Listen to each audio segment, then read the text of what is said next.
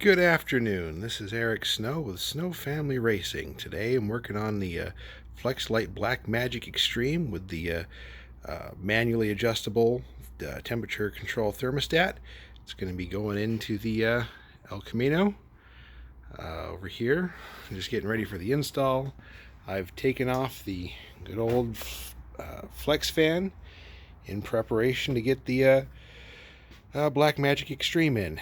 Going to be building some bracketry that holds the radiator and the shroud over the edge, as well as something that goes along the bottom through there to hold the bottom of the fan into place. Now, Flex-a-Lite does provide these rather nice aluminum brackets, but I decided to go the all-custom route and build something myself out of sheet metal. Currently the paint's drying, and I'll get that queued up in just a minute. It does come with all the wiring and fuses and everything else you could possibly want, except for the switches. The switches I'm using are from delcity.net for this install. Here's the switch that I'm using. It is a single pole double throw, meaning it's a center off, on, and then on. This lets me have it in thermostatically controlled in one direction, and then have it as a manual operation the next. For those times where I just want the fan on to cool it down between rounds, I can do it. This one does have a light up red LED in the handle with the ground lug here, so that we can ground the switch out and have everything work correctly and show the nice indicator to let you know your circuit is on. Alright, we've got the Black Magic Xtreme fan bolted up here with this custom piece I built. Basically connects to the core support using some of the factory bolts, holds on to the Black Magic Xtreme with its mounting bosses. I've got its thermostat and controller mounted down here. Let me move the return line a little bit, with all the wires from the fan to the controller tucked up nicely under the shroud along its rubber.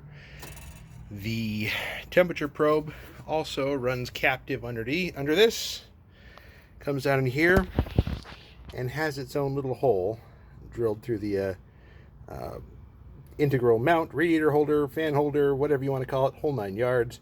Mounted right clean through to the radiator right there. Also built a small bracket, just basically a piece of angle iron on the bottom. And now to continue on with the fun part of wiring. Well, after a day of hard work here, finally got the fan wired up and everything. Added this switch here. This is a single pole double throw, meaning it has 2 positions, down and up with the center off. This one has a light up LED, and I'm not entirely sure why it's staying lit in the off position, but it is. So we've got down is thermostatically controlled, center off, manually on, and you should be able to hear it out there.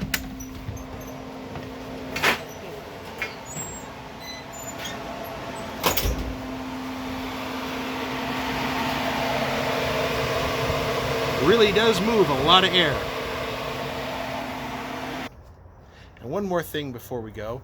I need to thank my son Riker for helping me run some of the wires for this. Getting them through the firewall is oftentimes a challenge by yourself, and it's always nice to have someone else. I also need to thank Jeff Lambert with racesponsorships.net and his help in teaching me how to help get sponsors for my racing adventures. And I also need to thank the Contingency Connection for their support in helping racers like me get parts at reasonable prices and help us secure the funds needed to go racing. Once again, thank you, Jeff. Thank you, racesponsorships.net. Thank you, Contingency Connection. And also thank you, Flex-a-Lite, for the amazing product. It's really looking forward to using it at the track. Thank you.